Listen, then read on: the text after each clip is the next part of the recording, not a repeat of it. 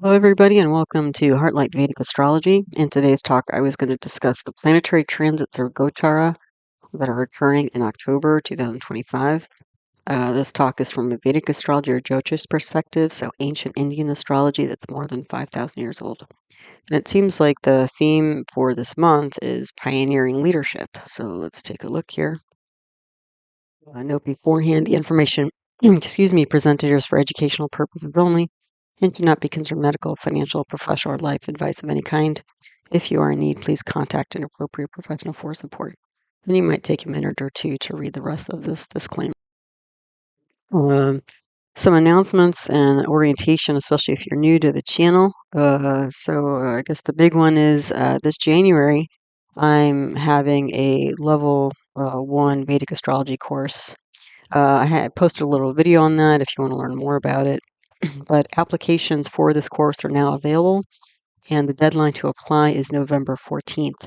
So if you'd like an application, email heartlightastro@yahoo.com.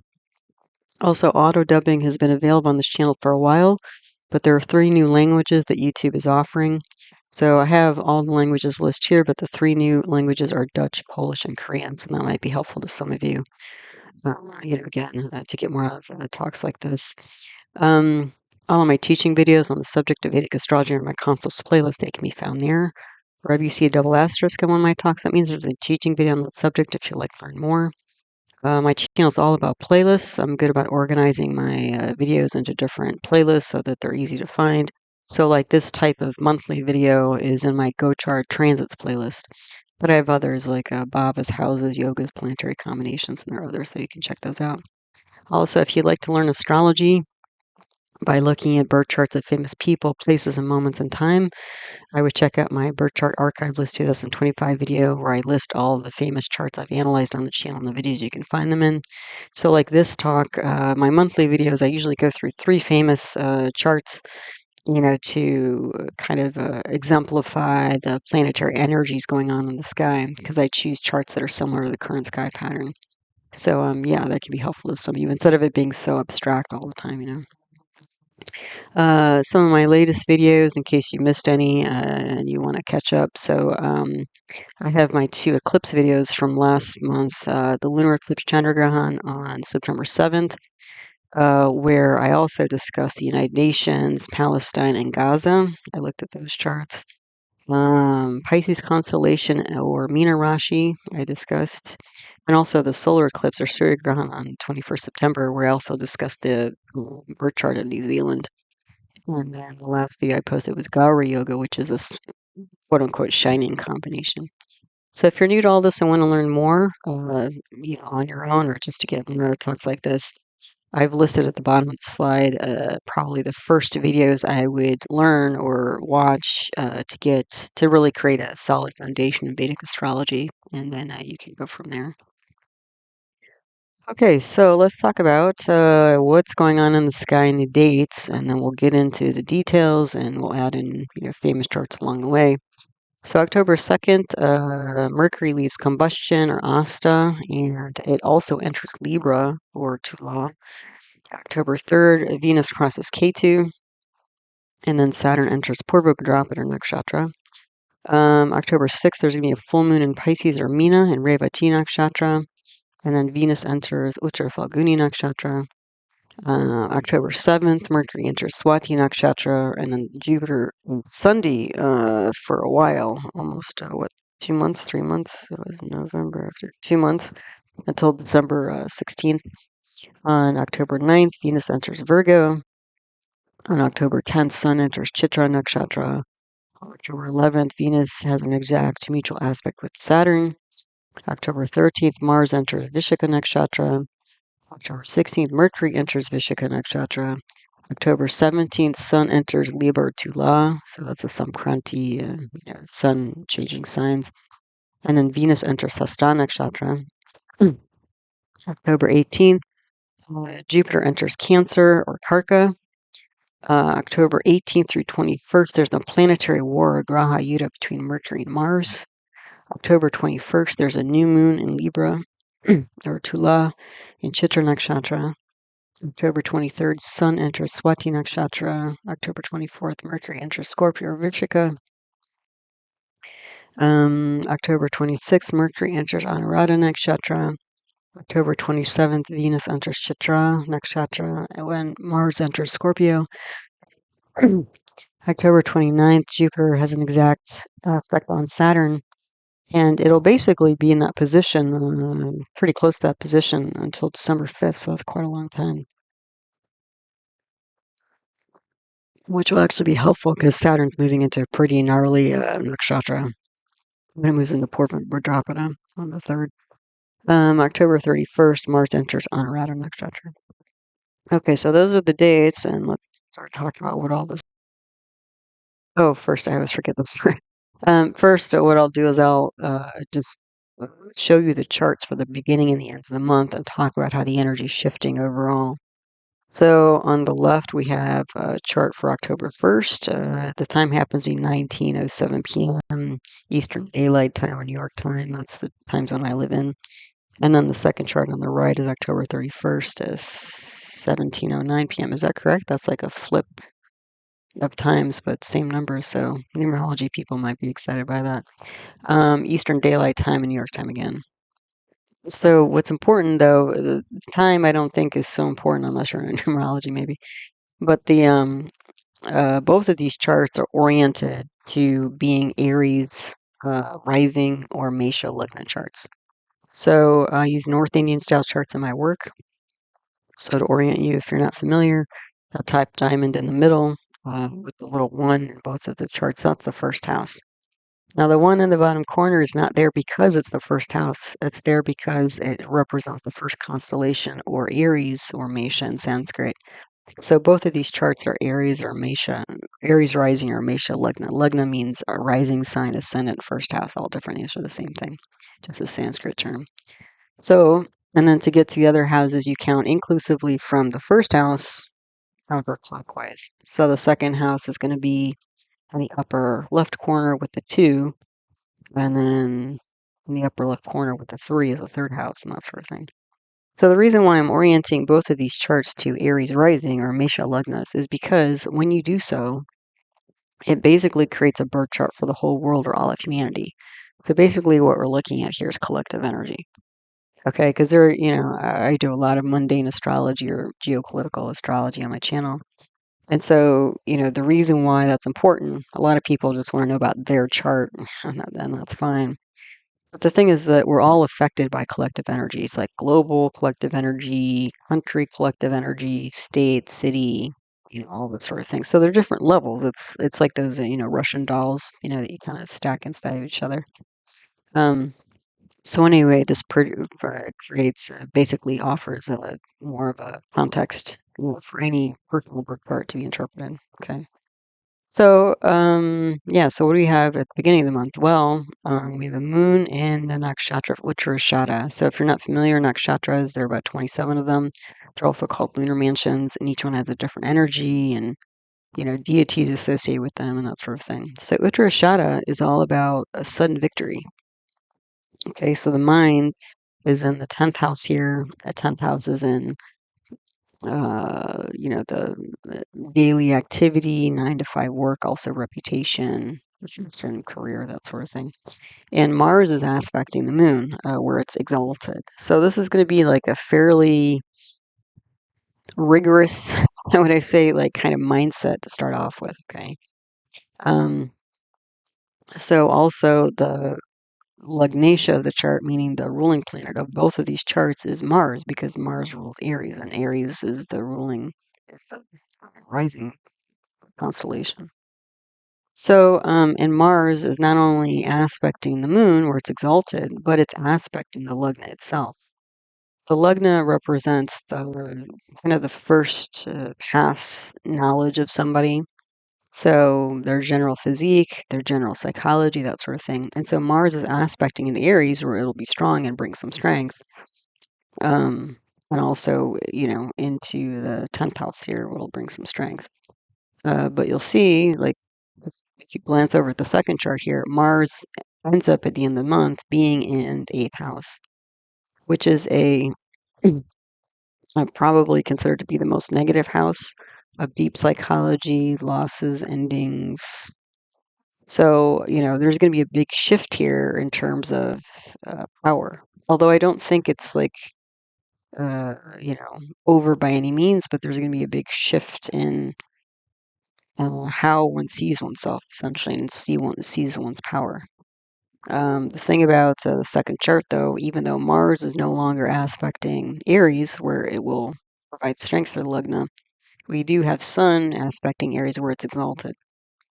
So, and Sun, both Mars and Sun are both leadership energies. Okay, they're both fire planets, and what we call kshatriya caste planets. So the warrior caste, the warrior people with the warrior type mindset. Leaders and organizers and administrators and people who are good at organizing themselves and other people, essentially. Okay, so Sun is considered more to be like a president, can be more hands off, can be more sort of representative or symbolic as a leader, delegating a lot more typically. Whereas Mars is more the CEO, hands on, roll your sleeves up, get in the trenches, detail oriented, da da da da. Okay, so we're moving from more of a in the trenches type of leader to more of a almost a symbolic, and not that Sun, can't be, you know, similar, but it's kind of like it's almost like there's even a slightly more power, I would say, to Sun, because it's like the Sun is more of a delegator, so the Sun can sort of sit there and manage managers, it's almost like a leader. The other thing is in Vedic astrology and astrology generally is that the sun is the center of things. And sun and the constellation sun rules, which is Leo, tends to have this natural energy of just having other people revolve around it, whereas Mars does not have that. Okay. But Mars is an initiator. So it looks like there's something being initiated here, both in terms of daily activity, but also in terms of initiating, changing, maybe the physique, maybe the personality, and Mars can be a very active planet and also like a rebellious planet, that sort of thing. So there's some sort of like new shift or change that's quite powerful and rigorous here going on. The only problem potentially is that Mars doesn't always have a lot of endurance. Whereas Sun is constant. The Sun is so constant. Like if you only have Sun and no Moon to balance it, like the Earth would turn into the whole Earth would turn into a desert. There's just too much heat and no balance, right? The other thing is that while there's more, there's strength in the Lugna here, the Lord of the 10th house in both of these charts is Saturn, and Saturn has gone to the 12th house of loss and expenditure. And as I mentioned, Saturn is in currently the nakshatra of Uttara Bhadrapada, which is the back legs of a funeral pyre, but it's moving into Purva Bhadrapada. It's retrograde in that line under Saturn in the 12th house means it's retrograde. It's retrograding into Purva Bhadrapada. So Purva Bhadrapada is the front legs of the funeral pyre. Uttara Bhadrapada is the back legs of the funeral pyre. Purva Bhadrapada is much more, like smoke and flames and things turning to ash and just, burning to the ground. Uttara Bhadrapada also has that transformation energy, but it has this sense of like containing the chaos or making sense of the chaos transformation or transcending or surrendering. Like it's not so much like literally one's self being, hooked, Um, but there's some, again, even sometimes it can be spiritual, even sometimes it's like, like when people are cremated in India, part of that thought process is that, you're releasing that person's soul from their physical body. Okay. So it can be, a graceful, significant spiritual event, but when Saturn moves into Purva, it's like, whoa, it's like more of and Saturn's a very physical land and property type of planet, and Saturn is the lord of the 10th house of, again, day-to-day 9 to 5 jobs and work, reputation. Also, it's the lord of the 11th house of income, clubs, career, society. So I've mentioned that since we've had Saturn move into the 12th, into Pisces, which is the natural 12th house, and it happened at the end of March of this year, 2025. This is probably signaling some kind of recession, global recession. Now, we've probably sort of stepped away from it a little bit because Saturn was moving forward away from the Purva drop energy, but you can see Saturn's like moving right back into it, and that's going to be there for a while. So things might get pretty tough with work and income and group for the around the world. So anyway, at least for the time being, at the beginning of the month, Moon is in Uttarashada, so sudden victory energy. So the Moon's sort of gung ho, and the Moon represents the mind, also the public. So there's still some like vigor, vim and vigor here with the mind. And Moon is not just the mind, but it's like the emotional mind, intuitive mind. So it's like feeling and thinking. Yeah. So yeah. So in this first chart, we have a bunch of yogas or combinations. These give extra meta effects to a chart. So we have a Buddhaditya yoga here. That gives intelligence, especially like a calculating math science type of intelligence. We have Chandramangala yoga here, which is a wealth combination, usually involving property. There's a mangalik yoga here, which can indicate difficulties with the relationships because Mars is in the 7th house of partnership. So this might be kind of erratic or kind of aggressive type of partners. Also, Mars, I believe, at the beginning of the month is in Swati nakshatra, and Swati is like the symbol of that is like new grass blowing in the wind. So it's kind of this fragile emerging of, and Mars on its own is kind of erratic planet. So it may be partnerships that are not the most stable. And then we have a solar yoga here. We have planets, true planets on either side of Sun and different, the second and 12th houses. So some of it's going to be positive in terms of eloquence and power, prestige, and some of it's going to be the opposite. So it's going to be a mixed bag here, I would say, in terms of leadership. And then also there's a Balarishta yoga here. So Balarishta yoga is when I see 4 or more planets out of the 9 classic Jyotish planets in negative houses. That's usually an indication that there's, again, like a fragile beginning to something. Like when somebody has a Balarishta yoga in their chart, it may mean that they had difficulty in their childhood. So we already have Mars and Swati, so that's a fragile beginning.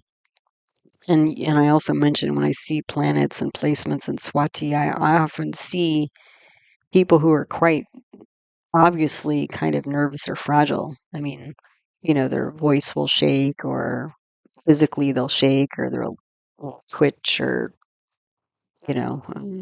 it's, you can just tell that they're not feeling very solid within themselves a lot of times, not always. Okay. It depends on, where the placements are. But, yeah, so there's some fragile new pioneering energy here. So that may not, again, be fully established, but it might become more established, by the end of the month. Depends. We'll see. But yeah. So from this first chart, where we're seeing tentative, pioneering, business venture, because this Aries at the top. Aries as a constellation represents uncharted land. Okay, so this is like forging. We've got the rebellious planet charging forward, maybe with a machete hacking their way through the forest or something like that. That kind of energy. But involving work, business, and probably property and law as well, because Jupiter is aspecting Mars. So when you have Jupiter and Mars together, that often gives like a legal. 'Cause, Jupiter is law, and Mars can be fighting. So it's like fighting the law, or the law fighting, or fighting through the law. So there can be some law related issues here. Um, Oh, I skipped over one part. Hold on. So let me back up a second. So I missed the line here about the dasha period. So the dasha period is a planetary period.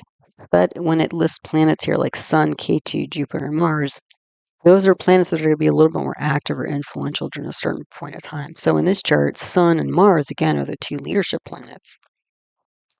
Okay, and Sun is currently in the 6th house, which is a acute issues and problems house. Okay, and it looks like it's with Mercury.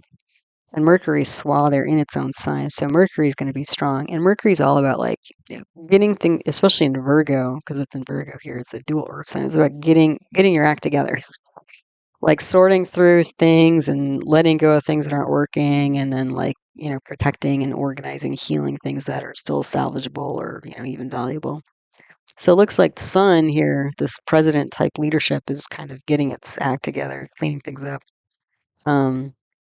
But there's some new, again, activity here.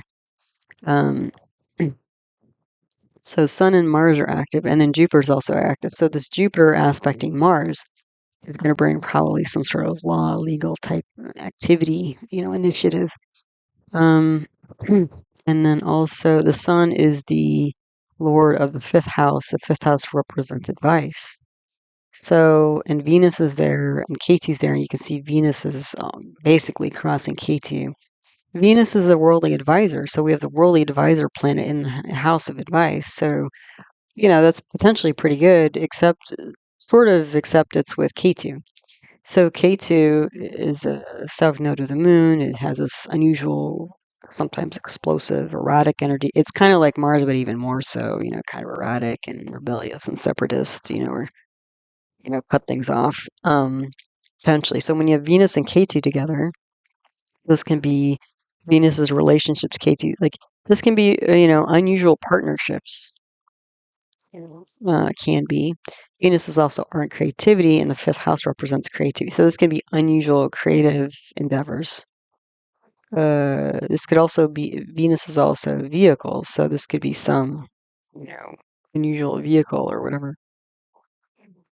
So, so we're picking up this unusual energy, unusual advice energy, because we're running K2 as a subperiod here. So leadership, initiative, law, unusual, but it's some sort of unusual advice coming here from here. Okay, so we put these plans together, like unusual legal partner advice, that kind of thing. Because Venus is also the lord of the seventh house, and again, Venus is in the fifth house, so there's some sort of advice going on here. Also, the seventh house is Libra. Libra is a marketplace, so this might be some sort of business venture as well, or independent business that might be, stirring up. But it does look like there's difficulties with partnerships because Mars is there in the seventh house, which can be erratic in nature, and the lord of the seventh house is with another erratic planet. So it can be like sort of shaky ground. That might be part of why there's fragile beginning, or the fact that it's like, trying to find the right partners to make this a more stable beginning. But in any case, again, like Mars is aspecting its own sign at the top here in the Lugna. So that's going to be some new identity change. And also Mars is in the seventh house. The seventh house not only represents independent business and partnerships, so a path in life. So this is forging some new trail, burning some new trail forward. Then the second chart here, again, Aries rising. The moon nakshatra in the second chart is Shatabisha, which translates as 100 healers. Moon and Shatabisha can indicate like difficulty with the mind and emotions, okay? And it's with Rahu. Rahu on its own is a planet that represents mental health problems potentially and pandemics.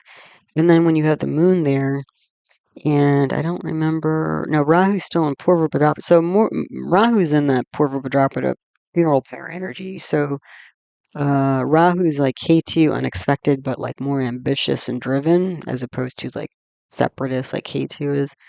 So we've got some sort of ambitious, but probably maybe even I would say destructive public uh, um, maybe even demonstration type activity going on in the 11th house at the second, towards the end of the month.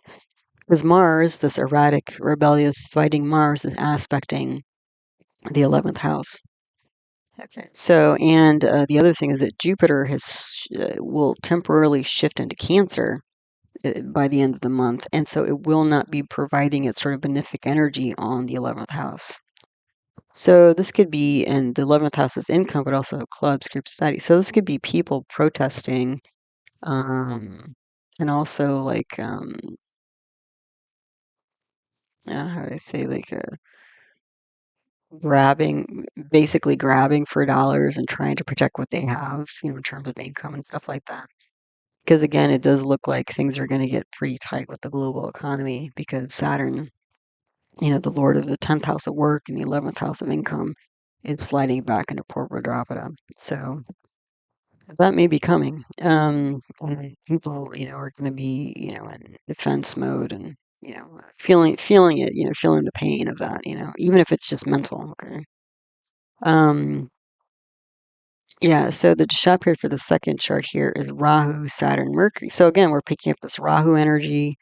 So this could be public fear, going on here. And then Saturn also represents fear. And so, again, the Lord of the 11th house with Rahu has gone to the 12th house of losses. And also, 12th house is independent, not independent, but global trade. So, again, there's been a lot of trade laws that have changed this year. And so some of that might be really hitting, uh, people in the pocketbook, and they're really feeling it, towards the end of the year, especially like, usually, at least in the United States, the last quarter of the year, people are really all about like holidays and buying gifts and shopping, and that sort of thing, and so it may be that people are, pinching pennies and not willing to really open their pocketbooks because they're really feeling the financial stretch here. Um, let's see. The thing though is that despite this, what the people are feeling, it's kind of funny. Contrast here is Mercury is part of this shop period. Mercury is in the 8th house of chronic problems, death, delays, endings, that sort of thing. But Mercury is in this nakshatra called Anuradha, which is about victory through building bridges and forming alliances. And Mercury's aspect in the 2nd house of speech. So, and Mars is there in its own sign. So there's some, and Mars is in a nakshatra called Vishaka, which it's about to go into Anuradha as well. So there's some thought here of, speaking well, maybe to self, but also in general to others about how to lead through not just any sort of victory, because Vishaka is any, victory at any cost, but, building bridges and building alliances. So there might be leadership who's basically speaking and maybe trying to lead the way. Because you see, even Mars was in Swati, that new growing grass blowing in the wind energy at the beginning of the month. And at the end of the month, Sun is in that Swati energy. So either way, we're looking at new energy, but fragile energy. And both of these charts also have that Balarishta yoga, 4 or more planets in negative houses. So this may be a lot of talk. I'm not sure exactly how much action, like solid action's happening here. But this might be more of like a switching from more of a nuts and bolts practical type of action energy to more symbolic, especially if people are feeling tight, with finances and work, and maybe again the global economy might shift and shake a bit. Um, at a certain point, like it might be that not just sort of practical, do this, do that, apply to this job or this center will help you find work or income or whatever. But it might be more symbolic leadership that's needed, like more of a rallying the masses type of energy. Like even with economics, if you've ever taken, a macroeconomics class, they give case studies of how, like, at different points, like, the economy was tanking or whatever, and sometimes the government, at least in the United States, or was it Japan too? Maybe Japan as well. At least the ones I remember. Um, uh, Sometimes the government will do things like change interest rates it sounds funny, but just to make it seem as if they have more control over the economy than they actually do. So it's a little bit of political theater. But there are cases of that where it's just like, oh, look, we'll just change interest rates. And that kind of probably distracts people for a while, at least thinking or give them hope for a while, and then let the economic cycles sort of work themselves out. So yeah, so it looks like that kind of stuff where there's a lot of more speech going on here, but maybe not so much practical direction going on at the end of the month. So in terms of the yogas for the second chart, we have again a mangalik yoga, problems with relationships again. Solar and lunar yogas. Solar yoga is about the same because we have Venus and Mars on either side. But the moon is going to be, it's like, gonna cross Rahu there. And then on the other side is the Saturn, retrograde Saturn in Purusha. That's not helping the moon, the public mind and emotions here. Um, and then we do have what we would say a kahala yoga here.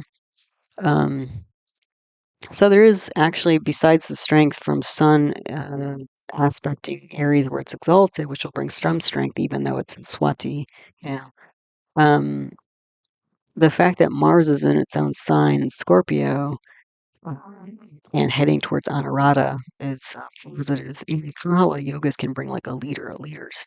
So that's why, again, it looks like there is some sort of bump up, with leadership, but also like switching from more of the nuts and bolts type of leadership to more symbolic, like a, Gandhi type or like a Martin Luther King type of energy, or probably even like a Nelson Mandela, where it's like people who are leading through words and their spirit and maybe their example or even aura or whatever, all these more kind of like intangible ways of, leading people. Because some of these leaders, I mean, like I went through Nelson Mandela's chart not too long ago, and it was shocking to me. I didn't know so much about his story, but basically he was imprisoned on an island in South Africa.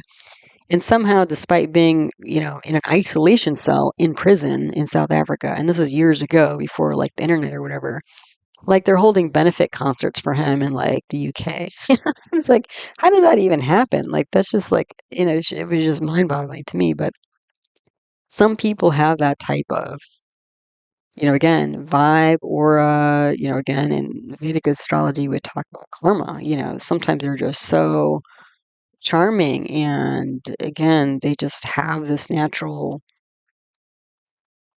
superpower almost to attract and lead people, and so there can be, again, even though these moments of leadership are fragile, there is power in these charts. So yeah, and then yeah, I mentioned the Balarashika. So again, fragile leadership, reconsidering the method of victory, because again, we're moving. Mars is moving. It's about to move from Vishaka, where it's like before it was maybe more aggressive, and now it's like, okay, maybe we need to actually check ourselves a little bit and see how we can form alliances here and work together. Um, so it's kind of considering the method of victory for self, identity, communication. There's some kind of unusual ambition, public victory, I would say, coming. But also, like, there's a lot of gambling going on here because Mars is aspecting the 11th house. The 11th house, besides income and groups, it can represent gambling. If you got Rahu there, Moon is there, so the public is gambling. Leadership is gambling. Looks like, it's kind of all bets are off or maybe on, like looks like there's some scrambling going on here. Uh, and, leadership is trying to do what it can to alleviate that. So that's beginning and end of the month. So let's look at, what some of these planets are doing and what it means. And then again, I'll add in some famous charts here. So let's look at the Sun and Mars, since we've been talking about the two fire planets. They're pretty prominent this month because they're both, not in, strong signs, but they're aspecting, strong signs for themselves. So Sun, Surya, Mars, Mongol for October. So October 10th, Sun enters Chitra Nakshatra. Chitra Nakshatra is symbolized by a gemstone. So this can be leadership in terms of, frankly, wealth, architecture, building, precious items, people, can be people, resources, that sort of thing. And it's going to be with Venus, which is in Virgo. And Venus is debilitated in uh, Virgo, but there's going to be a parivartan exchange of houses with Mercury, so it's going to be a Bhanga Venus. So it's going to bring the debilitated Venus up. Let's put it that way. So since Sun is in Chitra, there's gemstone energy, and it's with Venus, which is all about luxury goods. There can be like leadership related to that sort of thing. The other thing is Mercury is going to be there, so there's going to be some sorting out process. But also Saturn, that Saturn, retrograde Saturn, Purva is aspecting all this. So there's going to be a lot of delays and obstacles to leadership, handling central precious resources here. I mean, I think you can already see it in the marketplace. Like um, things that I usually see all the time in stores are no longer available. I think that's because all these trade laws that are changing around the world. You're starting to see it in the marketplace, and so people might feel it even more. If they're used to shopping for all these holiday gifts and stuff. At the end of the year. So all this together, organizing, structuring, health, career, purposeful, creative decisions. Again, business as well, because Mercury and Sun sign can represent business. So there's some leadership is trying to protect, looks like, problems with, again, precious resources, goods, maybe even like a pretty posh lifestyle, that kind of thing. So October 13th, Mars enters Vishaka Nakshatra. That's that victory at all costs, and again, Mars is pretty aggressive. So Mars and Vishaka is kind of like, oh, watch out. But it's going to be with a suave Venus and Mercury. So this could be about decision and again, aggressive push forward and marketplace timing, because this is all happening in Libra, in the beginning, when it's in Vishaka. And then October 17th, Sun's going to be in Libra where it's debilitated, but it will be Bhanga because it's with Venus. So that's going to be help Sun a bit while Venus is there. And then Mercury will be there with Mars. So we're going to have, like basically almost 4 planets you can think of being in Libra. And Libra, again, is the natural 7th house of partnerships, independent business, and path forward. So we've got the 2 leadership planets and in, marketplace energy with advisements, Venus, and thoughts, decisions, speech. There's a lot getting sorted out, looks like, in the marketplace, which again is not surprising given that that second chart I showed towards the end of the month, that Saturn, Lord of the 10th house of work, 9 to 5 work, and the 11th house of income and clubs for society is really getting pretty toasty on that Purva cremation energy nakshatra, yeah. So, this is a debilitation sign for Libra. Yeah, so this could be a shift in career, purpose, leadership. Some people, some leaders are probably going to get thrown, pushed off their pedestal, and others are going to emerge.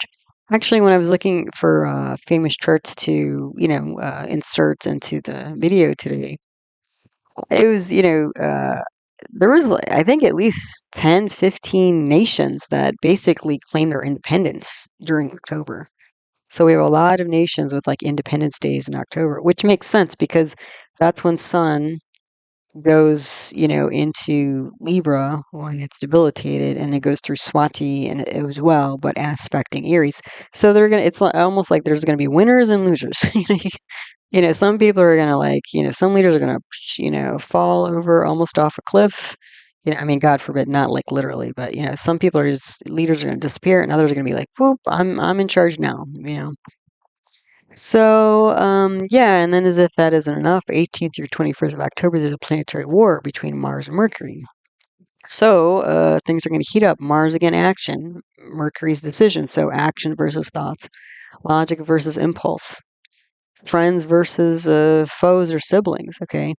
And at that time, we're going to have Mars, Mercury, and I think Sun as well. No, not Sun, but Venus. No, there's another. Maybe Moon.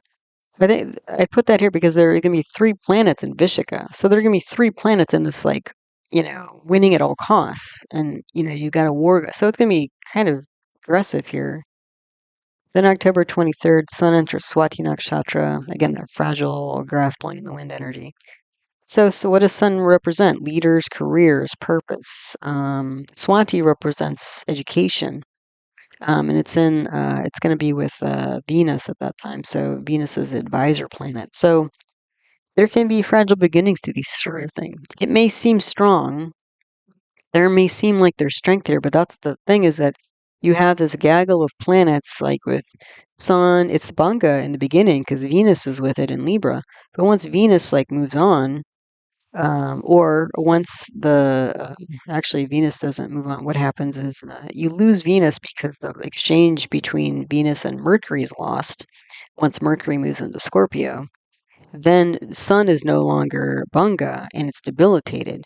So it may seem like this shift or change of leadership is very strong, but once you go through this war and lose your parivartana, it's almost like I call it that, like that, was it that fable, the emperor with no clothes? It's almost like somebody gets caught with their pants down or something like that, where it's like, oh, they seem like such a strong candidate, and it's like, oh, actually, they're kind of wimpy, like they're not as great as they're not as, you know, um, great, or it's almost like you think you got a good deal at the store, and then you're like, oh, wow, somebody else is, selling it for better quality item for less money, and you feel kind of swindled a little bit. There can be a little bit of that energy regarding leadership, okay? Because the sun is bumped up with all these planets, but then when you lose a parivartana, it's on its own to survive Libra in its debilitation sign. But it's still, aspecting Aries, so, or it's exalted. Okay, then October 27th, Mars enters Scorpio, its own sign, so that'll bring some strength to Mars. Scorpio is Vrishika in Sanskrit. So, but the thing is, once Mars moves into Scorpio, Mars is no longer protecting Aries. So Aries will still be active because the sun is aspecting Aries, but there will not be the same kind of protection, okay? And, Scorpio is a water sign, a fixed water sign, deep transformational energy here. So this might be initiating some deep emotional transformation of action or power. Okay, especially if you're a Scorpio or Mars person. Then October 31st, Mars enters Ardra Nakshatra. So finally, at the end of the month, this fairly aggressive Mars, unstable and then getting aggressive Mars has kind of found a new way of being, let's say, leading success through alliance, building bridges, friendship, and love. Okay, because Anuradha is about, again, you know, networking, but in positive ways, not like a all or nothing type of, energy here. So again, these 2 fire planets, pretty important, pretty prominent this month. So let's take a look at a famous chart here. Okay, so this chart here is for Alaska Day. Okay, so Alaska Day, and I had never heard of that before. I found it on the internet. But Alaska Day was the day that there was a formal ceremony in Sitka, Alaska, where Russia transferred control and power of Alaska to the United States. So the sale of Alaska by Russia to the United States happened a few months earlier, but on this particular day, they changed the flag, the Russian flag to the United States flag. So it was an official kind of changing of power, okay? Yeah, so apparently this is still an important, mostly observed day in Alaska, although like many holidays that involve, especially back in the day, this day is not acknowledged or even railed against by certain indigenous groups because they feel like, again, the land was not originally owned by Russia. Nobody has the right to own land. And so this, quote unquote, sale of land by Russia to the United States was not a legitimate transaction. So it was all bogus, essentially. Okay. So, yeah. But it was actually, so the reason why this happened, just to give you a little bit of the backstory, is that Russia was not, doing so well. They lost a lot during the Crimean War. And Alaska was sort of like this outpost that I guess at most had 400 Russians living there, inhabiting Alaska. So there wasn't a lot of development, and Russia had, I guess, other priorities. It needed to kind of get itself up and going. So it decided it would help to sell this off to the United States. In addition, if the United States owned it, it was better than Britain owning it because Britain was another kind of force against Russia. So it was better the U.S. had it than Britain or something like that. So Russia sold Alaska for $7.2 million, which translates to 2 cents an acre. So not even $1 an acre. So it's like so little money. It's like, talk about fire sale. And again, we were, as I was mentioning, like a lot of the energy, because all these planets are going through Libra, and Libra represents the marketplace, a lot of these are going to be like business deals, leadership, and like business ventures and stuff like that. So this is and you'll see we've got 4 planets: Mars, Mercury, Venus, and Sun, like we will have, later this month, all in Libra here. Okay. So, the sort of, unfortunate thing, maybe for Russia, is that Russia did not know, was pretty clueless that Alaska, 30 years after the sale of Alaska to the United States, is that the Klondike gold rush happened. And so somebody found gold in Alaska, and all these people ran up to Alaska to try to find their pot of gold. And so it became very, very valuable territory, more than probably Russia ever imagined, not just because of gold, but because of other resources as well.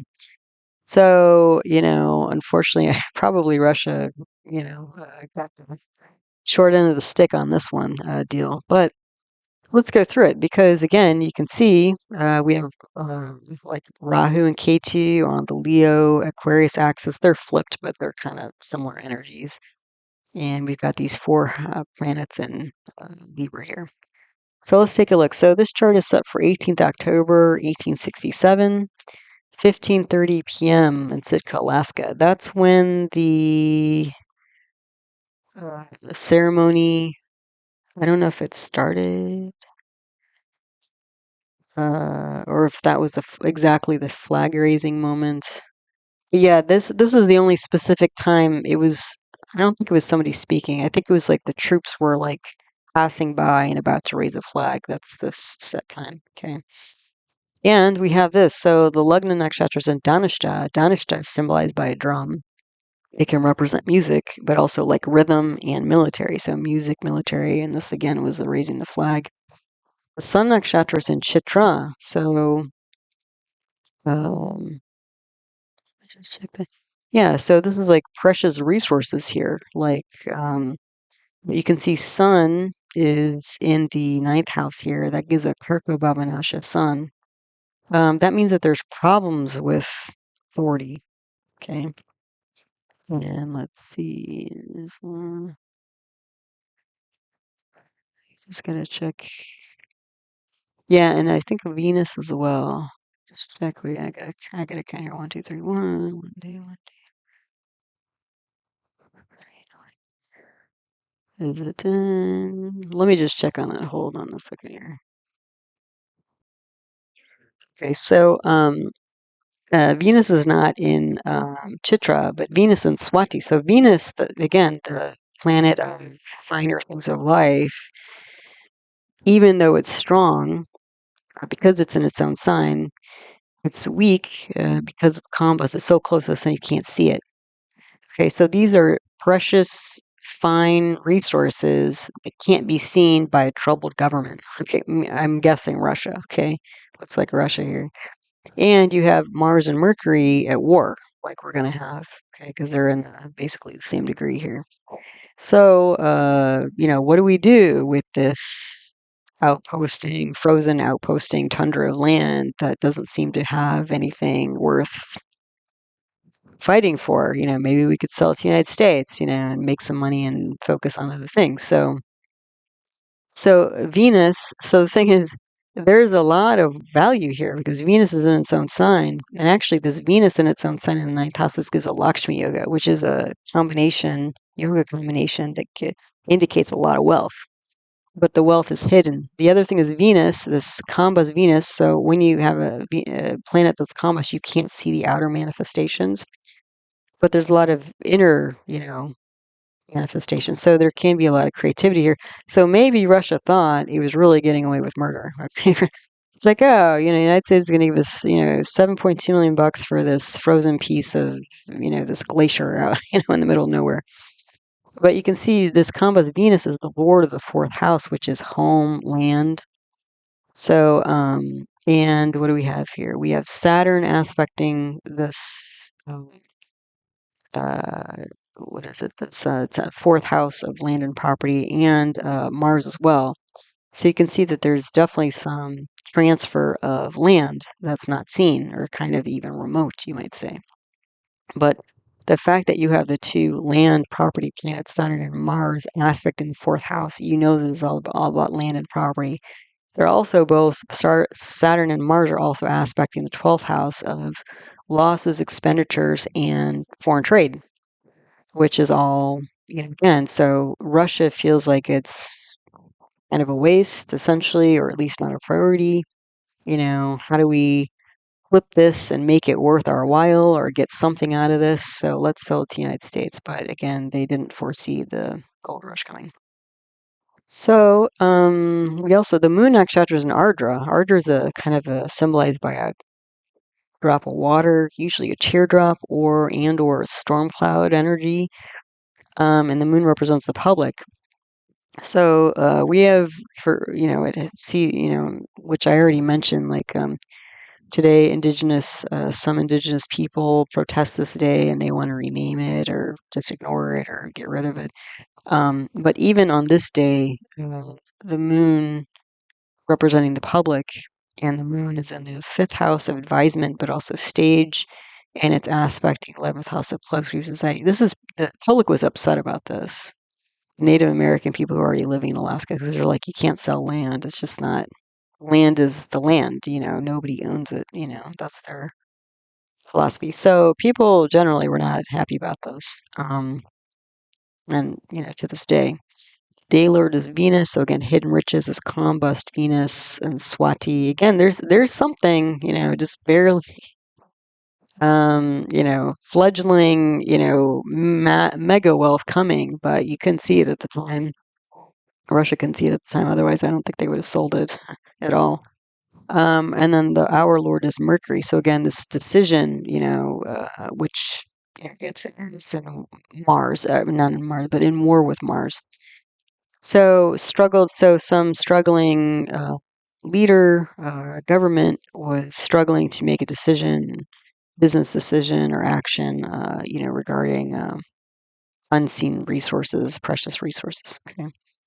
So the birth shot this time is Rahu, Ketu, Mercury. So Rahu and Ketu, you can see Ketu's at the top here. Rahu's, so there's some unusual action going on here, some unusual entity here. Rahu, again, that's ambition, in the 7th house of independent business.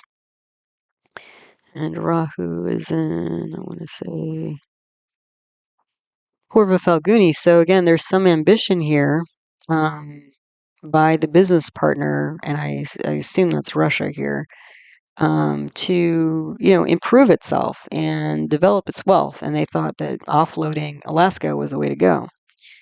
So, and then Mercury is also part of this Birchashire here. So again, there's some going back and forth, struggling with what to do about this land, in terms of bettering the situation for Russia.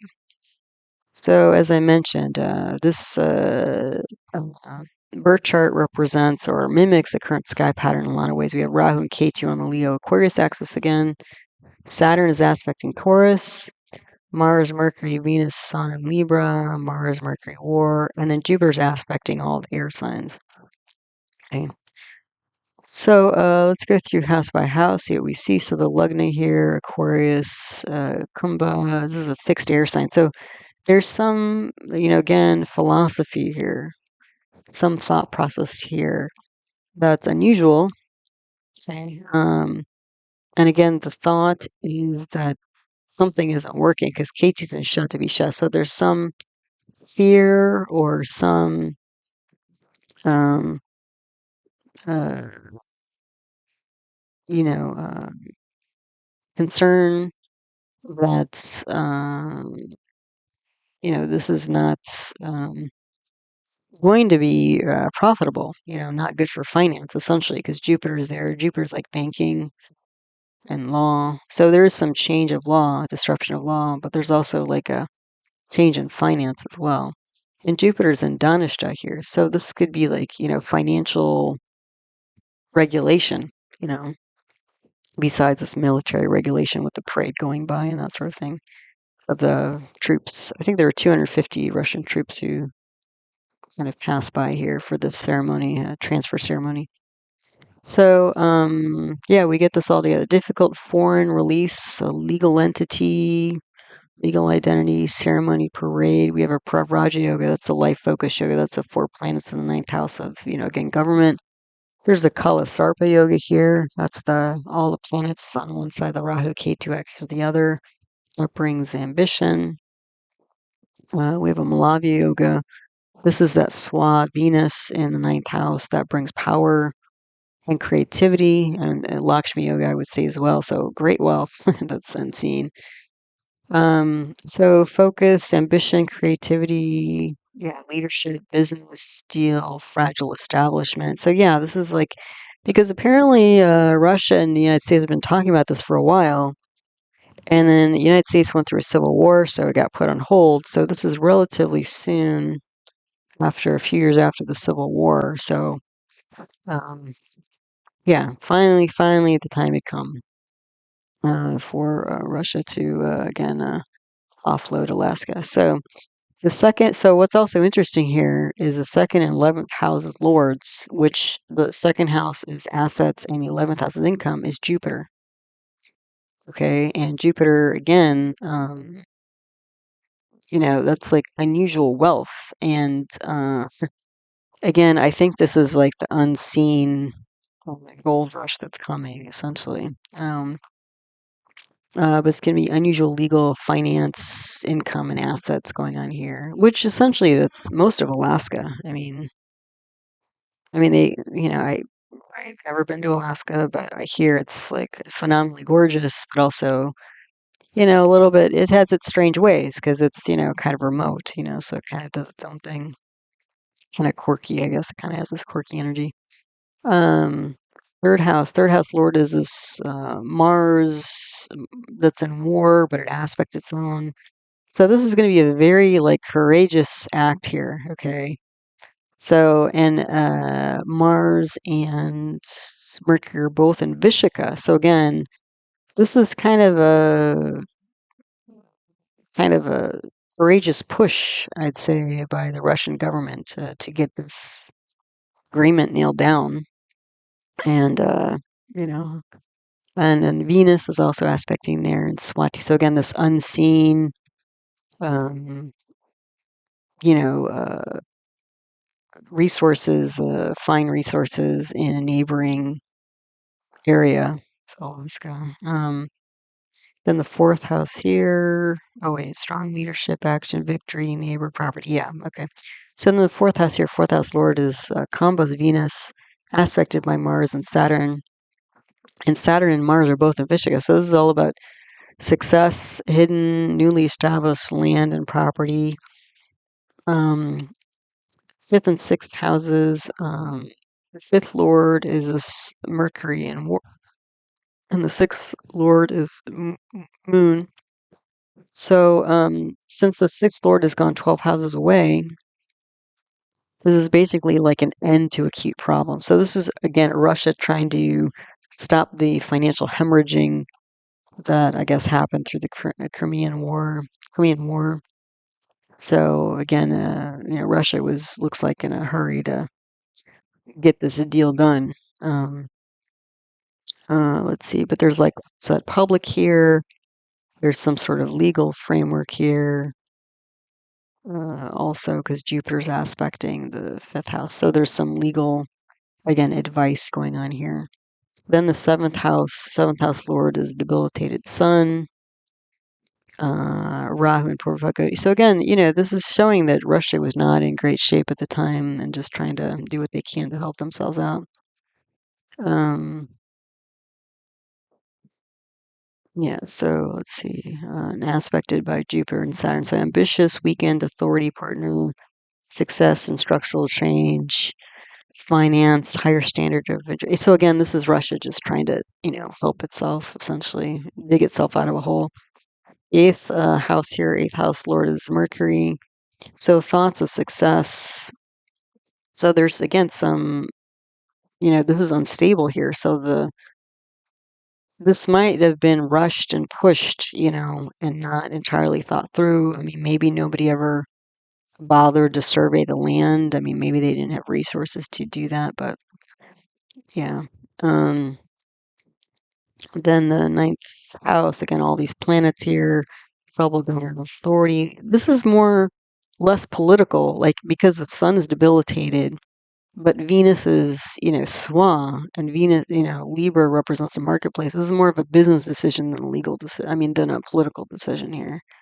I mean, yes, it probably, Russia thought, well, in addition, it might prevent Britain from expanding further globally, but it's mostly a business decision here. Hidden underground resources and value.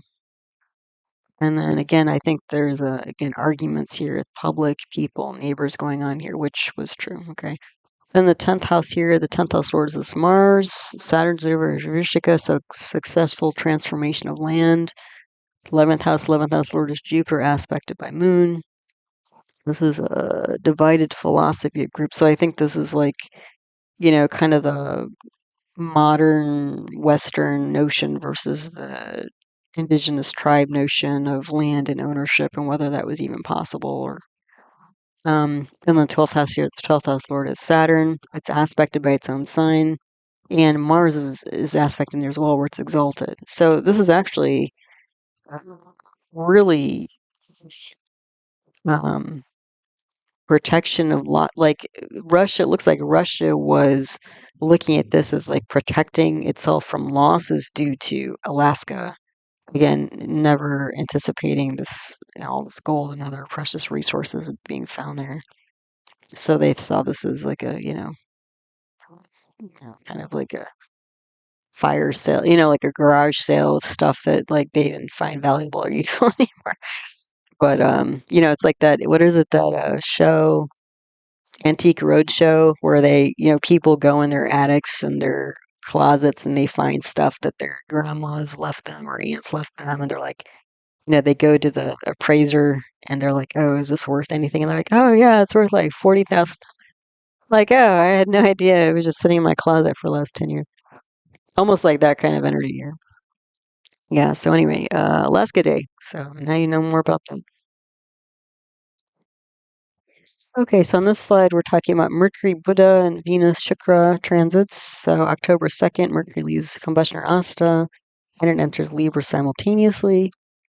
So this is like going to be more of an outward manifestation of thoughts and speech because it's been combust for so long, so you couldn't see Mercury much. This could also mean a new business pretty soon once Venus moves into Virgo, because you're going to have Mercury in Virgo through exchange of houses.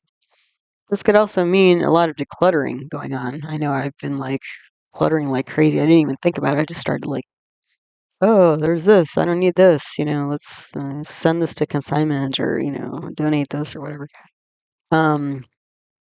Yeah, because especially Mercury in Virgo, gives a lot of that sorting energy, physical sorting energy. I went through Marie Kondo's chart a couple years ago, I think now, and she's a Japanese woman who was famous in the States for a while. I don't hear too much about her right now, but she had all these shows and books about like decluttering, and why that was important and how to go about doing that. And she has Mercury in Virgo, so it's right in her chart.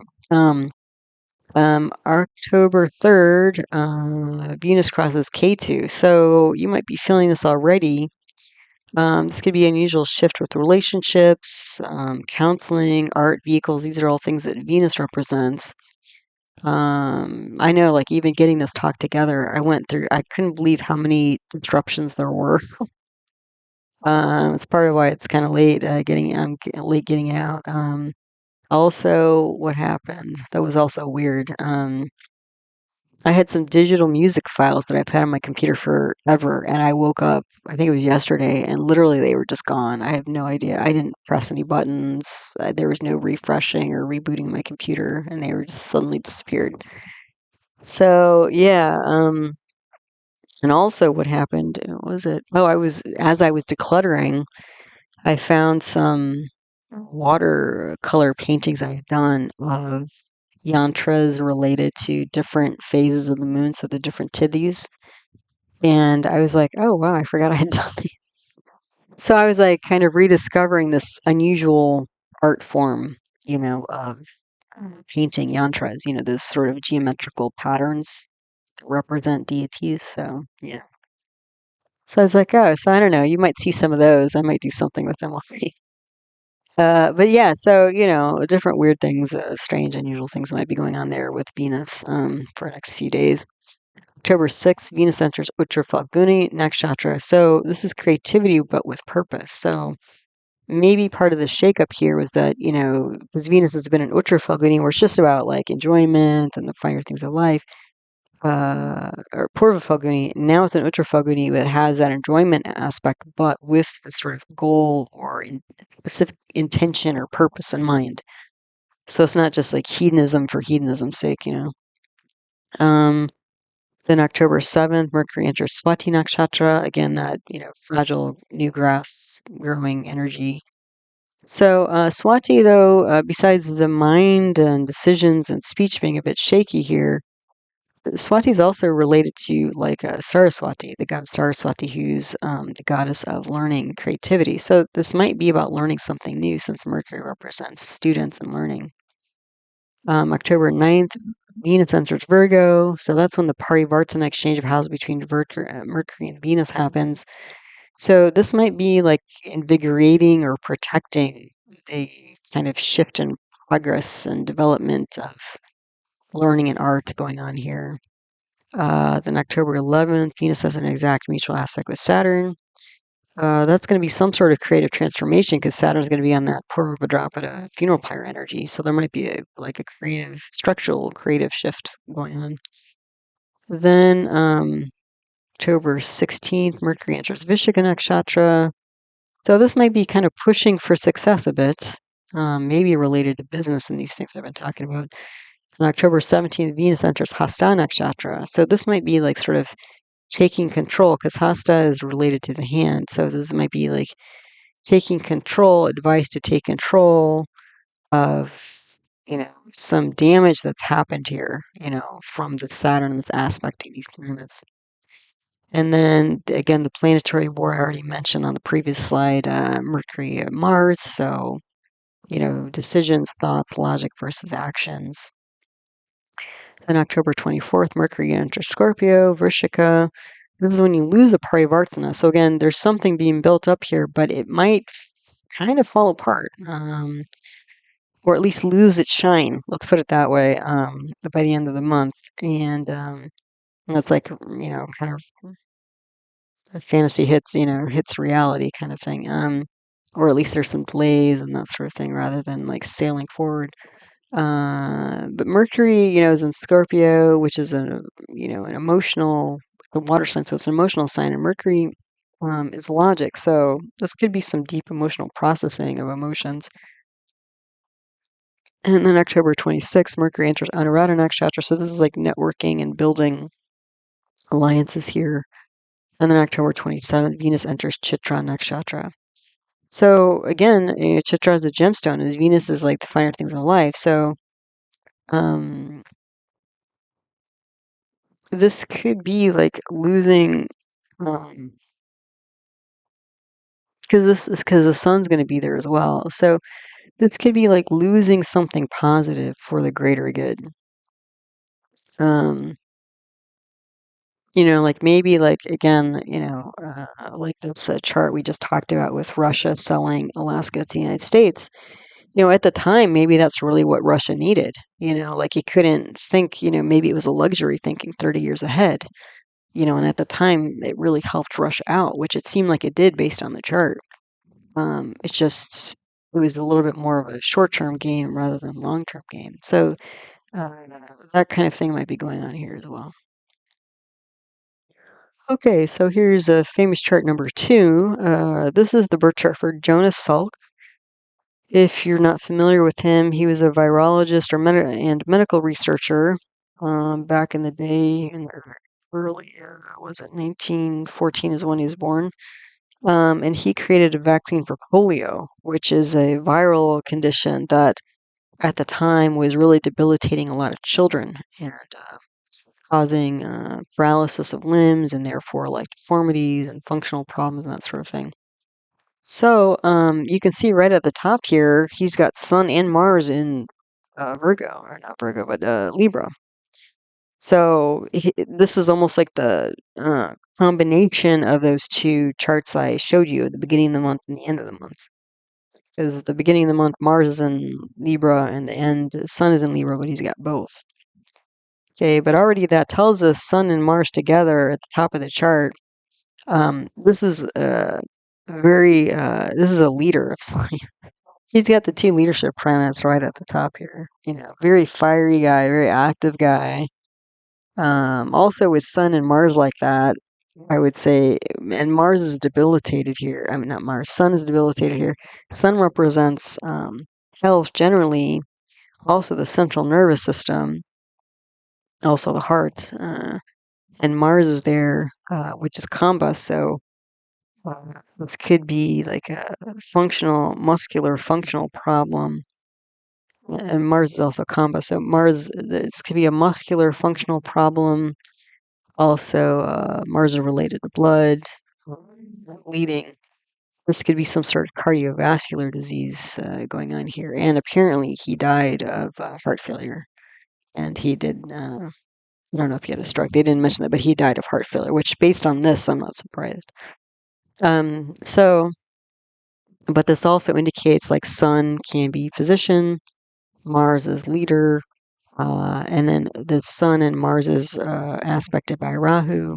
Rahu can symbolize unusual diseases and infectious diseases like viruses and stuff. So Mars can be infectious. So this could be a leading doctor of viral diseases, which he was. And then he also has a parivartana between Venus and Mars. So instead of a parivartana like we have now between Venus and Mercury, he has a parivartana between Venus and Mars. So that's going to bring this like practical advisement aspect to this leadership of unusual viral infections. But anyway, so let's go through his chart. So he was born October 28th, 1914, 7:30 a.m. by memory. So is it exact or not, or true or not? Who really knows?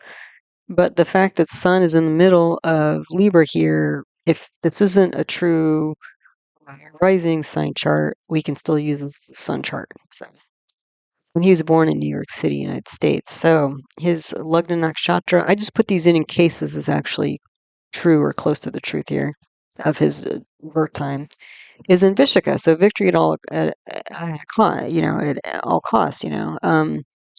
So yeah, he had a lot on the line here, and one of the big things for him was he didn't want to practice. He knew he didn't want to practice clinical medicine. He wanted to be a medical researcher. And I think for him, the big cost, though, was he hated being a celebrity. And literally, so many, like, this is the biggest, maybe the biggest organized vaccine campaign that maybe ever happened. Because it happened not just in the United States, but around the world. But literally, like, if he would get on a plane, the pilots would announce his name that, oh, Jonas Salk is on the plane. And then, like, people would, like, thank you for saving my child and all this kind of stuff. And he hated that because he just wanted to, like, work quietly in a lab. So that was kind of, interesting. But it would also, like this Rahu aspecting his son, Lugna, potentially, is going to make him unusual and ambitious as well. Um, Yeah, so the sun is in Swati, that new growing grass blowing in the wind. So, fragile nervous system, central nervous system, unusual hidden infections, that's what he was all about. The moon nakshatras in Shatabisha. So this is a public, kind of like we had with the moon. We're going to have moon and Shatabisha at the end of the month, right, with Rahu, which is where it is now. So this is an unusual public epidemic, where people were really scared, of this polio virus, like, debilitating them, paralyzing them. Some people died of this polio. I mean, this is like a major menace, public health problem here.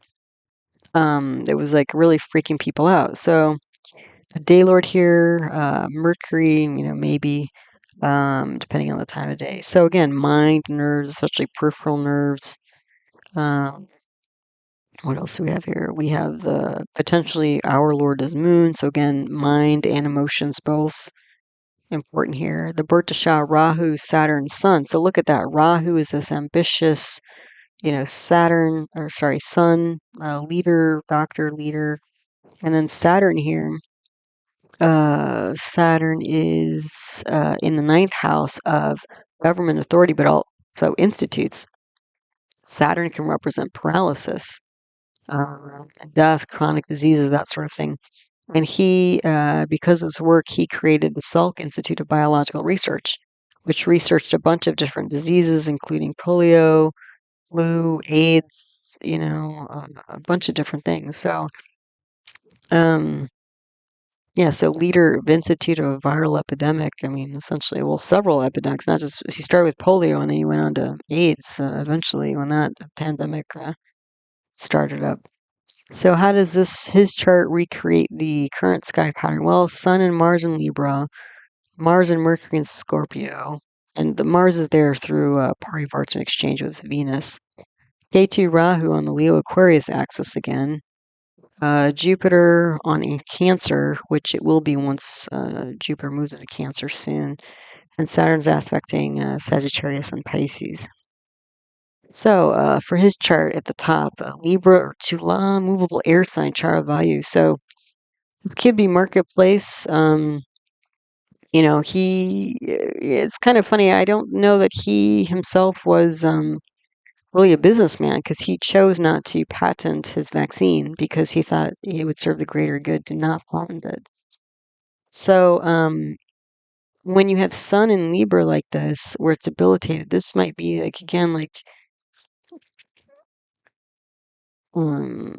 almost like like a debilitated leader in business. But again, for him, he was more about pioneering because he has his Sun aspecting Aries where it's exalted, Mars aspecting its own sign of Aries. He was all about forging a new path and helping people, So for him, it wasn't really about, from a business perspective, he probably failed as a businessman. But, everybody knew him because he helped so many people around the world with his vaccine. So, yeah, so Venus, Mars is in Vishaka, Sun in Swati, Venus is in Jesta. So this Venus is because Venus is a worldly advisor, and also like, that can be diplomacy and compassion and social grace or whatever. Venus is in Jesta. Jesta is symbolized by a talisman. So he was doing all this to protect people, like that's his thing. And aspected by Rahu is in Shatabisha, and Moon is in Shatabisha also, right? Yeah, so this like weird, infection that's, freaking people out. He was, trying to protect people from this. So I would say here, fragile health or involving the central nervous system. He himself was probably ADHD because his Sun and Mars. This is going to be somebody who's just, and this, movable air sign. This is constant ideas, but also constant action with the Sun and Mars together. I mean, this guy can't sit down. Then the other thing that's of note here, even though that wasn't his intention, I don't think, is that he's got the lords of the second house of assets, which is Mars, and the lord of income in the 11th house, Sun, together in his lugna. This guy, I mean, he made a lot of money. I mean, I don't know about his personal bank account, but he was able to garner so many like grants and funding opportunities. I mean, just, to set up his soul sulk into his institute or whatever. I mean, this guy is like a money magnet, essentially, with that going on. Even though, again, that wasn't his intention. This kind of reminds me, I think last year this time I looked at, who was it? Noah Webster.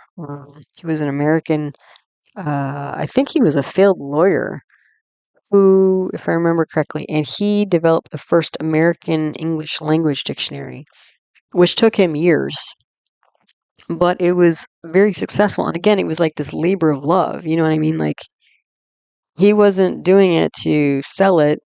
I don't even know if he made money. If I remember, I don't think he made much money when he was alive. I think it only really kind of caught on after he had passed away. He was kind of the same. He kind of the same thing. He had Sun and Libra as well at the top of the chart. So, um, these are potentially people who are doing things counter to, marketplace corporate culture, And apparently, one of the institutions he worked with, not his own, but they tried to patent his vaccine because they wanted to, corner the market on that. And then some lawyers said, well, you can't, nothing is specific that he's done that you could patent, so it's not really viable anyway. But yeah. Anyway, so you're already just looking at the, lugna, the rising sign, you get a sense of who this guy is. So the second house lord is Mars. It aspects its own through Parivartana. Venus is retrograde, Mercury and Vishaka. So again, he was like, it was kind of interesting because he talked about how he didn't like fame, but he was constantly talking about this, to people. You can tell here, and again, at some cost to himself. But he is clearly a very, motivated speaker here. Advising people and trying to protect them. Then the third house lord was Jupiter. It aspected by a retrograde Saturn, Ardra. So this is neighborhoods. This is like, people, having difficulty. What is it? The local people like having trouble with this very debilitating neuromuscular disease, that was hard to cure. Yeah, so neighbors, talking, sadness, neuromuscular illness. Then the fourth house lord is Saturn, and it's got a debilitated Jupiter there in Shravana. And Jupiter, debilitated Jupiter represents children, and fourth house represents home, happiness, mothers. So this is like, you know, uh, background of children who could be literally debilitated with polio, But Jupiter's in Stravana, so there's some story here. And Jupiter's aspecting Cancer across the way there, where it's exalted. So ultimately, despite the debility of children at home, there's some success story, in the future, So the fourth house is kind of past, 10th house is kind of future. Yeah, so then the fifth house here, fifth house lord is Saturn. Ardra, so again, children, sad children with this strange, unusual viral infection, that's debilitating the mind, mentally, emotionally. There's also ambition here, talking about ideology, but also victory as well. And action, also technology, you could see here related to children. Sixth house here, sixth house lord is Jupiter. It's aspected by Saturn. So again, acute trouble with neuromuscular issues going on here. Seventh house lord is Mars. Aspect its own sign. So there's strength here. Aspected by an exalted sun. Also Venus. So this is massive pioneering leadership, partners, independent business, and also again protecting from inflammation. Because Sun and Mars, since they're fire planets, are going to represent a lot of inflammation. Then the eighth house here, eighth house lord is Venus, an aspect its own. So he's a very compassionate guy here. aspected by Mars, Mercury, and Jupiter as well. So success and innovative education, research, protection, action. The ninth house lord is Mercury. We've got a retrograde Saturn there. Also aspected by Rahu. So enterprise, victory with unusual muscular disease related to viruses, authority, government, that kind of stuff. Then 10th house lord is Moon, aspected by Jupiter. So again, public education, childhood illness, charity was his reputation as well as his work. 11th house lord is a debilitated sun. We have Ketu there in Maga, aspected by Saturn. So this is leading unusual groups, public health campaign, high levels, like helping governments out and various groups of people who are, having trouble with this disease, because it's going around the world. Then the 12th house here, 12th house lord. Well, actually, it wasn't like a new disease. It was an old disease, but I think there was some bump up with polio at that time. Then 12th house lord is Mercury, aspected by Jupiter. So again, global public health education. So yeah, so virologist, medical researcher, medical school professor didn't patent this vaccine because he wanted to maximize public good. The largest, I believe, global vaccine campaigns that ever happened then. And within 25 years of him developing the vaccine, he essentially eliminated polio from the United States. He worked with the National Foundation for Infantile Paralysis and developed his own Salk Institute in La Jolla, California. And again, from the very beginning, he never wanted to go to medical school. I guess his mom suggested it. And he knew from the beginning he wanted to be a researcher. And I guess part of that motivation was desire to help humankind rather than just single patients. And again, with all of the work, he became a folk hero. Everybody knew who he was, this guy who wanted to spend his time in a laboratory all the time. So pretty interesting guy. But again, pioneering leadership, so what we've been talking about for the month of October. And you can see it definitely here for him. So, okay, so on this slide, we have our slow-moving planets, Jupiter, Guru, Saturn, Shani, Rahu, Ketu. October 3rd, Venus crosses Ketu. I've been talking about that. That same day, Saturn enters Purva Bhadrapada Nakshatra, which again is going to be, it might be kind of gnarly, frankly. So, this could be a public end of a relationship, unusual challenges to wealth, art, travel, pets. These are all things that Venus represents. Then October 7th, Jupiter goes sandhi. It's going to be unstable because it's going to be moving into Cancer and then retrograding back, and it will be until December 16th. So there can be some instability here, and Jupiter represents equilibrium, law, education, speech, so there might be some instability along those lines. October 11th, Venus has an exact mutual aspect with Saturn. And so, yeah, I've talked about that. Restructuring a relationship, finance, creativity, potentially. And then October 18th, Jupiter enters Cancer, which is kind of nice because it's an exaltation sign.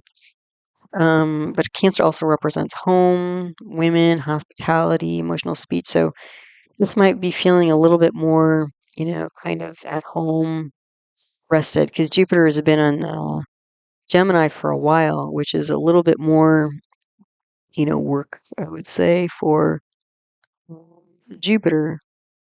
Because Gemini's a air sign. So a lot of theorizing and philosophy and stuff like that, but maybe not so emotionally stable or emotionally sound, So it'll be a nice little emotional reprieve, it looks like, when that happens. And then October 29th, Jupiter has an exact aspect on Saturn, which will be there for a while because Saturn moves slow and Jupiter moves slow, and Jupiter's sort of aspecting Saturn and then retrograding back. So it's always pretty close to Saturn for, I think, about 6 weeks or so.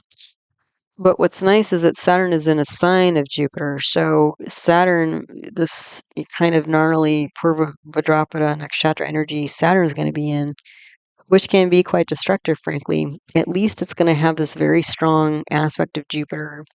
Jupiter will be exalted. But Saturn's also in Jupiterian sign of Pisces. So Jupiter's going to do its best to, I think, smooth the edges of whatever Saturn brings, which, we'll take it, right? And there might even be like a spiritualization of whatever transpires. To it looks like some sort of structural loss or transformation. Then the moon, and I always have separate videos on the new and full moon.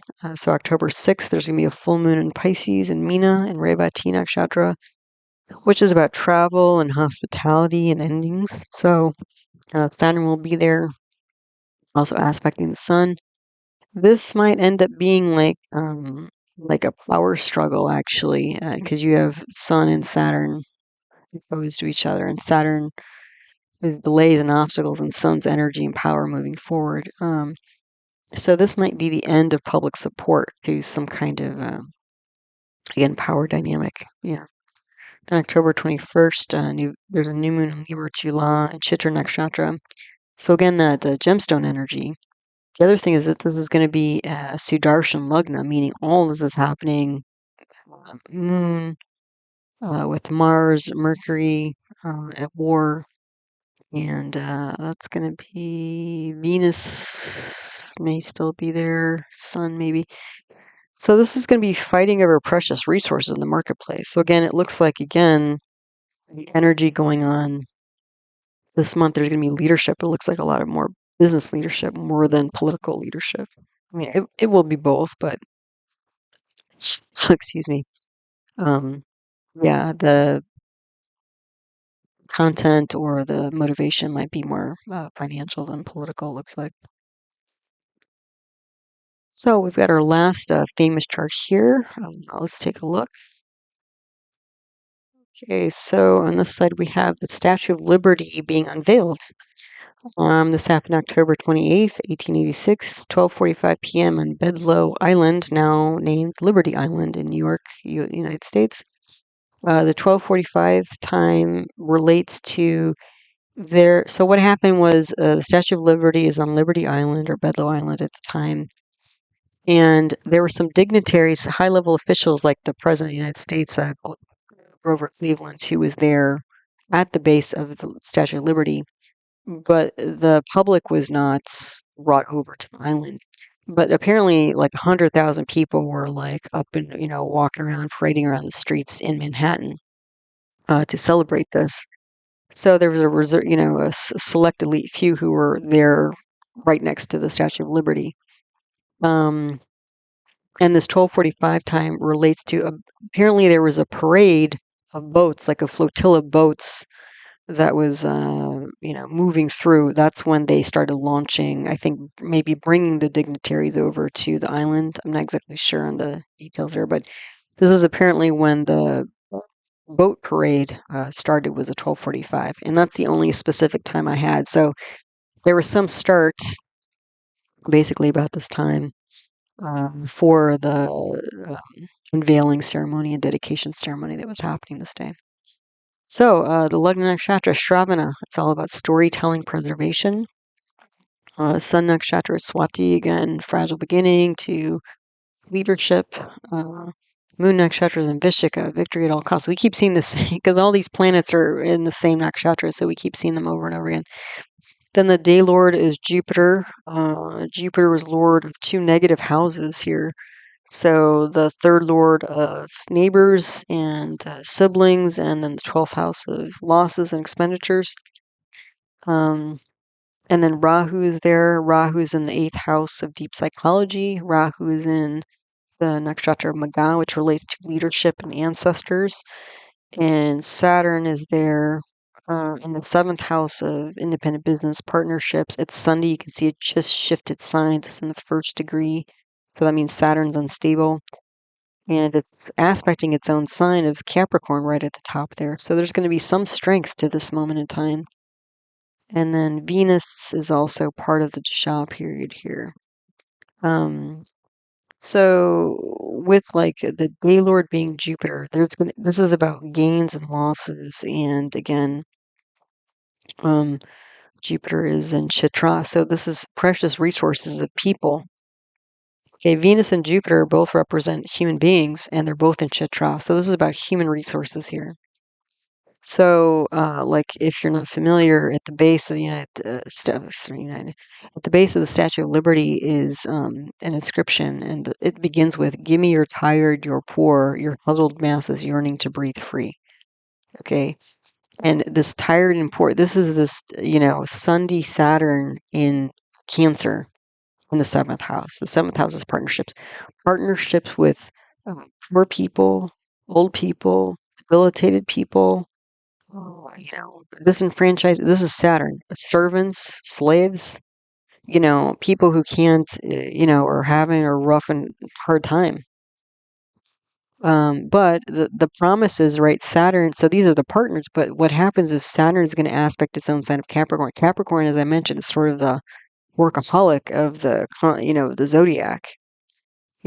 Cancer or Capricorn is the, movable earth sign. It's a builder, like skyscrapers, that sort of thing. So this is basically like in this chart already, without me going through house by house, you can see this is a promise of starting out with people, partners who have nothing, devastated, debilitated, destitute, who are building skyscrapers. This is the American dream, like in a birth chart here, without looking at anything else. And the resources, right, the Chitra, Venus and Jupiter and Chitra, the resources, precious resources are people. So I was like, wow, that kind of blew me away, actually. Almost made me cry. I was like, wow. And then this sun, it's debilitated sun, but sun is in Swati. This is fragile beginning. This is emerging leaders who are very creative. Venus is in its own, is especially very creative business leaders. Venus in Libra here. Again, Venus, I believe, is combust. Yeah, it's combust. You can't see Venus. So again, this is, again, people, precious people you don't see or notice here who are creative emerging business leaders. Okay.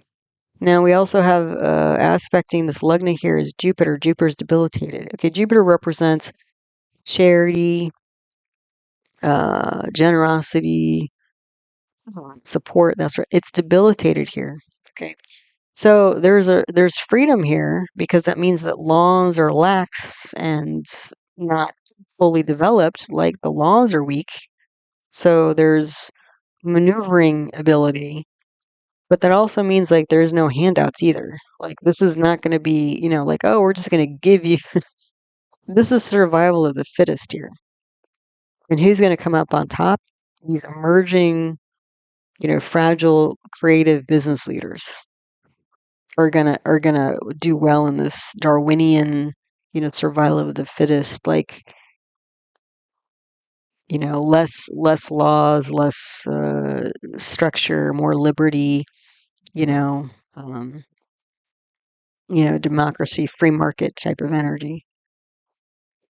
Yeah, that's what we got going on here. So yeah, so the birth dasha, Jupiter. So again, we have precious people,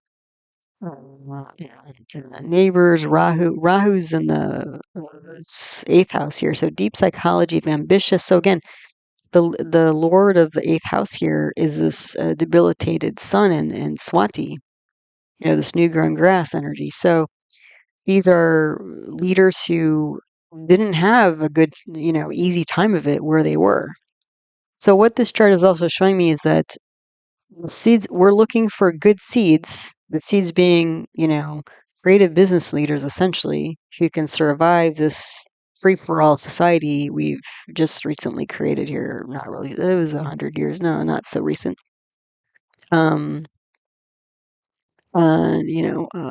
Make your own way.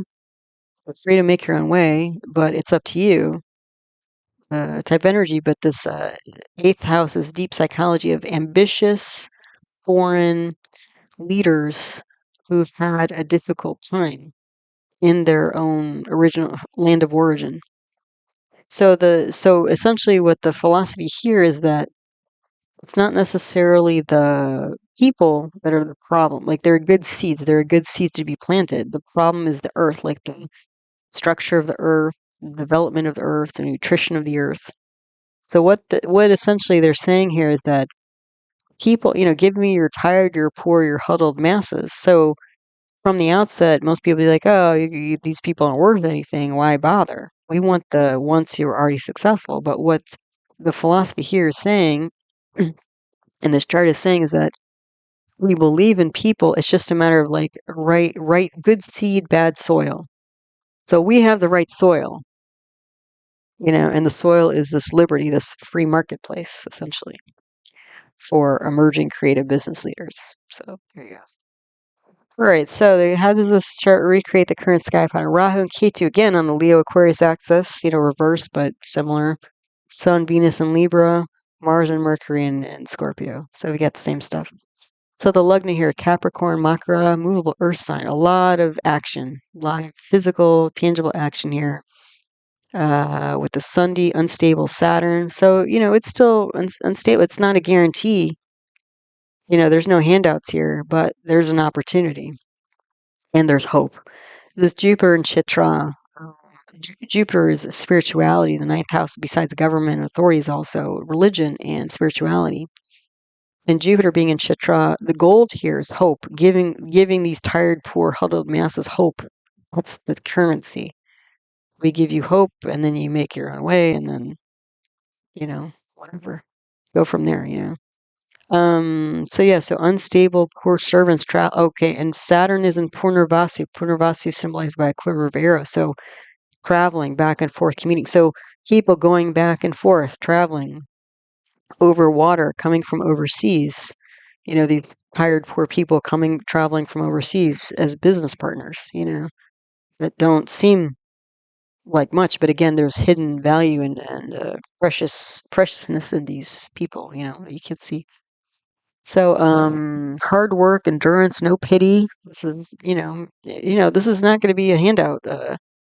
Value, growth, generosity, spirit of freedom. We have a pravraja, again, focus on the 11th house of income, but also clubs, groups, and society. And so there was backlash here to this. So while a lot of people were celebrating or whatever, there were definitely groups of people, disenfranchised people who'd been there, who'd been like, hey, we were sold the same dream and promise and hope, but we're still struggling. We're not doing any better. Maybe we're doing worse off than where we came from, So there were people protesting and, contrary to the thoughts or intentions or spirit of the day here, or of the statue, and what it represented as a gift from France to the United States. So, so we have a Pravraja yoga focus here. We have the Malavya, Venus in its own sign, Malavya. It's a power yoga here, this Venus. So focus to transform and protect groups, income, success, have a successful mindset. Moon and Mercury are both the two mind planets are both in this Vishaka. So people who have the mindset to do whatever it takes to succeed. That's what we're looking for,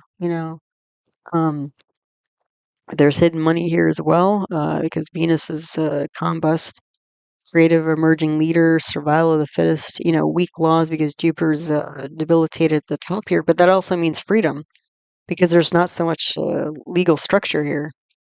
Sometimes you have so many laws, so many hoops to jump through that sets people back, So the second house here, second lord is Saturn, and Ketu's there in Shatabisha, aspected by the Swa, Mars, and Vishaka. So this is homes and families that have been dismantled here, essentially destroyed. I mean, you have Ketu, Mars, Saturn here. This is not a good combination, and that's what they're talking. But the thing is, the Ketu is here in the second house of assets and gains.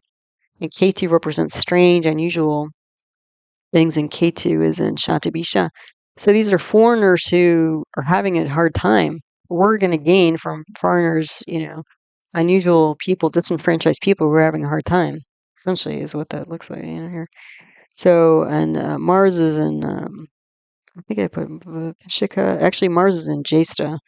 So Mars is in protective energy here. So for, some protecting people, disenfranchised people is the gain here. So, and who've had difficult backgrounds, lost homes, assets, and talking about all that, like the big motivational speech here, of overcoming the past, and like, what do they call it? Uh, what do they call it? It'll come to me in a minute, but it's like like how they say Americans always love a good down on your luck story. People who like struggling, and all of a sudden they become millionaire, billionaire, that kind of thing. Americans love that kind of stuff, which is it's sort of embedded in in the culture here, as you can see. So, um, yeah. So the house here, third house lord is Saturn, or sorry, Jupiter aspecting its own. So it's a very strong, like, uh, you know, um, human resources, precious human resources coming from neighbors and friends, like other countries, essentially. Um, and aspected by, no, wait, this is also writing. So I think these are literally the speeches as well, about precious people and neighbors and brotherhood and siblings is the third house as well. Fourth house here, the fourth house lord is Mars, aspected by a debilitated Saturn. Sun is exalted there.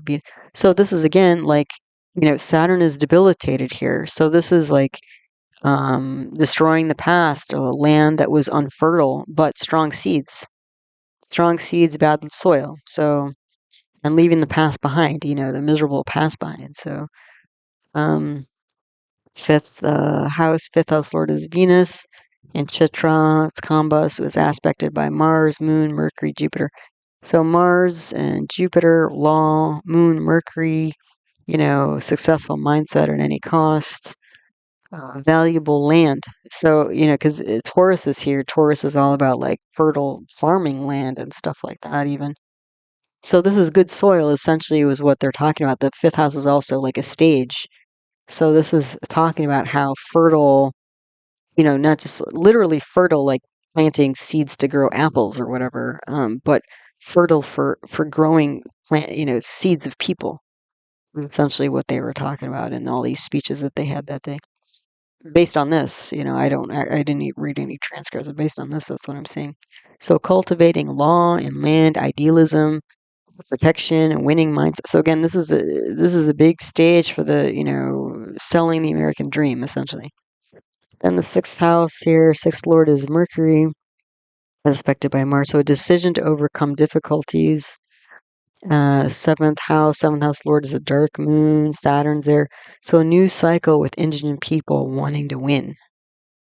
Yeah, so they may look like they don't have anything. Maybe they don't have anything, but the mindset is there. This success, don't doesn't matter if we're wearing rags and have nothing with us. It's like our mindset is the currency here. In the eighth house, we've talked about eighth house lord is Sun, debilitated Sun, Rahu and Maga, ambitious of emerging foreign leaders. Ninth house lord is Mercury. Jupiter's there, sorting, healing valuable people, law, spirituality, basically selling hope. Then 10th house here, the Lord is a Swag Compass Venus and debilitated Sun. So the Venus could also be vehicles. This, I imagine, is the vehicles like the boat you probably couldn't see that were moving from Manhattan to Liberty Island or Bedloe Island or whatever. So again, it was mostly just high-level people who were on the island itself. It wasn't quite open to the public yet. But Venus, in its own sign, that's enjoyment. That's the finer things of life. There's some sort of celebration going on here that you can't see because it's on an island, across the water. And also from Liberty Island, they can see the 100,000 people that are celebrating across the water in Manhattan. Then the 11th house here, 11th house Lord, Swam, or so protection here. Moon, Mercury, Vishaka, so protecting, income of innovative individuals who had a winning mindset. Then the 12th house here, 12th house Lord is Jupiter, finding value in losses from neighbors overseas. So, okay, you don't want these folks. they're not, thriving in your world or your country. So send them our way. and will give them the right soil in which they can grow. But again, it not with a handout. And again, there were kind of like the I